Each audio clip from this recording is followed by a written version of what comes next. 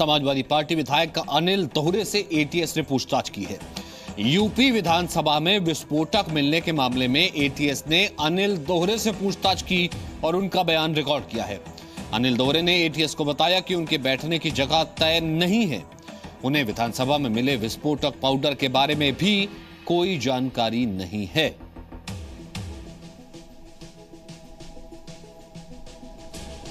विवेक तिवारी इस वक्त phone line पर हमारे साथ मौजूद हैं। विवेक, क्या इसमें और डिटेल है? देखिए, तकरीबन 40 मिनट की ये पूछताछ हुई है। एटीएस की टीम आज अनिल दोहरे के लखनऊ स्थित घर पर गई थी और वहां उनसे पूछताछ की गई है। उनसे पूछा गया कि आपने उस दिन भर क्या किया। ये 11 जुलाई की बात है और एटीएस की मान के चल रही है कि जो विस्फोटक रखा गया था वो 11 तारीख को ही रखा गया होगा। उस दिन उन्होंने क्या किया, उन्होंने बताया कि वो अपने बेटे के साथ कन्नौज से यहाँ आए थे और कैसे विधानसभा तक पहुंचे और उस कुर्सी पर कब गए, ये सारी चीजें उन्होंने बताई हैं। पाउडर के बारे में उन्होंने कहा कि हमें कोई जानकारी नहीं है। उन्होंने ये कहा कि विधानसभा में विधायकों के बैठने की कोई सीट अलॉट नहीं होती है।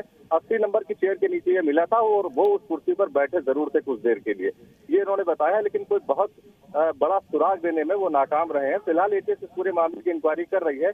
जो सीसीटीवी की फुटेज अभी तक खंगाली गई है उसमें भी कोई व्यक्ति उस कुशन के नीचे विस्फोटक रखता हुआ या कोई चीज रखता हुआ नहीं मिला है।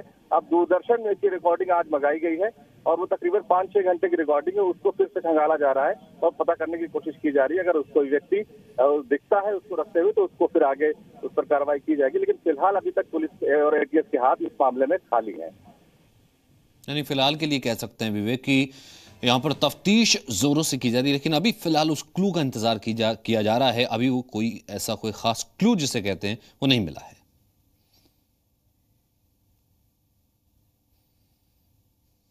उस सीट पर बैठे थे, 80 नंबर की सीट पर, कैसे मतलब वहां पहुंचे? कोई बात थी?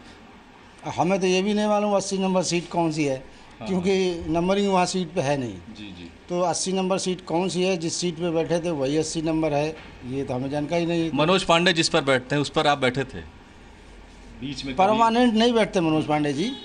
उस दिन चूँकि पहला दिन था और जब हम लोग गए दूसरी सीट पर बैठे, राजनीति हुआ, उसके बाद हम लोग बेल में पहुंच गए। बेल में भी वहीं फर्स्ट पे बैठे रहे। क्योंकि हमारा ऑपरेशन हुआ तो थोड़ी देर बैठे थे तो हमें ज़मीन बैठने में तकलीफ़ होती, तो आए साइड से आए, वहाँ सीट के पास में खड़े रहे काफ़ी देर। फिर शायद हमारे जिस सीट पे मनोज पांडे जी बैठे उस पर बैठे रहे हम। फिर बेल में गए, फिर बेल में बैठ गए। इस तरह से क्रम चलता रहा। तो हम लोगों को ये नहीं फिक्स रहता सीट कौन सी है, तो जो सीट खाली दिखी उस पर बैठ गई।